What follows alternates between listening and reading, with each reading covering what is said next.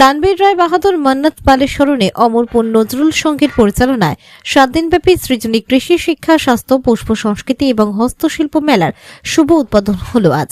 প্রদীপ প্রজ্বলন করে অনুষ্ঠানের উদ্বোধন করলেন জেলা পরিষদের সভাপতি শ্যামাপ্রসন্ন লোহার, ছিলেন পঞ্চায়েত সমিতির সভাপতি পূর্ণিমা মালিক, সহ সভাপতি ভূতনাথ মালিক, ভিডিও পার্থ সারথীতে পূর্ত কর্মাধ্যক্ষ মেহমুদ খান, জামালপুর থানার ভারপ্রাপ্ত আধিকারিক কৃপা সিন্ধু ঘোষ, ব্লকের কৃষি আধিকারিক বিপাশা দাস, জেলা পরিষদের 2 সদস্য শোভা দে এবং কল্পনা সাত্রা, বিশিষ্ট সমাজসেবী তাবারাক আলী মণ্ডল, তপন দে, বিভিন্ন পঞ্চায়েতের প্রধান, উপপ্রধান সহ অন্যান্যরা।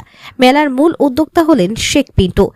এই কৃষি মেলাকে কেন্দ্র করে রাখা হয়েছে নানান অনুষ্ঠান। উদ্বোধনী দিনের রাখা হয়েছে রক্তদান শিবির। এই মেগা রক্তদান শিবিরে 100 জন করে পুরুষ ও মহিলা মিলে মোট 200 জন রক্তদাতা রক্তদান করেন। রক্তদান উৎসবে পরিণত হয় এটি।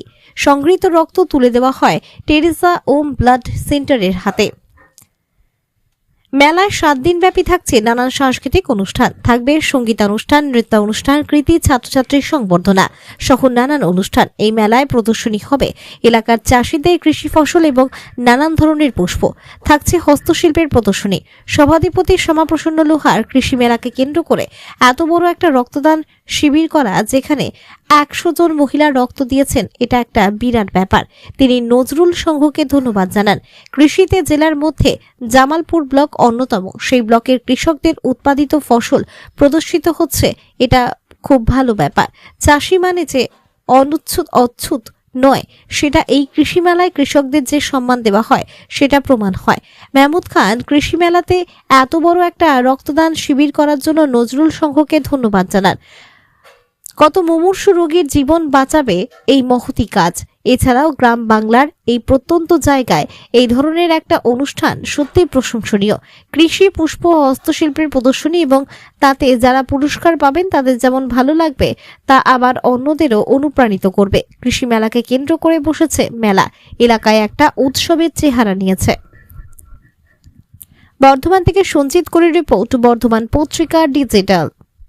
অমরপুর নজরুল সংঘের উদ্যোগে কৃষি মেলা আয়োজন করা হয়েছে এবং রক্তদান শিবিরে, এবং সেই মহতী অনুষ্ঠানে বিভিন্ন প্রদর্শনী তুলে ধরা হয়েছে। যারা কৃষকরা তাদের ফসল ফলিয়েছে তারও একটা প্রদর্শনী হয়েছে, পরিবেশে জামালপুরের যথেষ্ট উন্নত কৃষি থেকে পূর্ব বর্ধমান জেলা যেমন শস্য ভাণ্ডার, পূর্ব বর্ধমান জেলাকে শস্য ভাণ্ডার করার জন্য জামালপুর ব্লকের অবদান অপরিহার্য। এখানে মেহমুদ খান, যিনি প্রধান পৃষ্ঠপোষক, মূলত ওনারই তত্ত্বাবধানে এবং আমি যেটুকু এসে দেখলাম ওনারই উদ্যোগে এই অনুষ্ঠান পরিচালিত হচ্ছে। আমি ওনাকে ধন্যবাদ জানাই। খুব সুন্দরভাবে গ্রামের কৃষকদের উৎসাহিত করার প্রচেষ্টা করছে, যেমন কৃষকদের উৎসাহিত করছেন।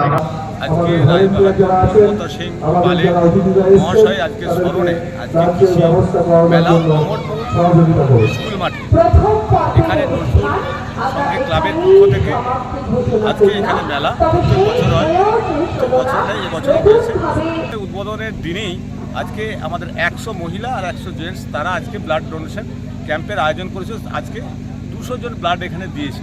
আমি অত্যন্ত খুশি হলাম এই কারণেই যে জীবনে বেঁচে থাকতে গেলে যে রক্তের প্রয়োজন হয়, সেটা যে আজকে যে রায়বাহাদুর পাল মহাশয়ের যে আজকে স্মরণ সভাতে ওনাকে স্মরণ করে মানুষকে যে ব্লাড যারা অসহায় অবস্থায় আছে হাসপাতালে, নার্সিংহোমে, তাদের স্মরণে যে আজকে ওরা ব্লাড ডোনেশন ক্যাম্পের মধ্য দিয়ে আজকে কৃষি মেলা করেছে।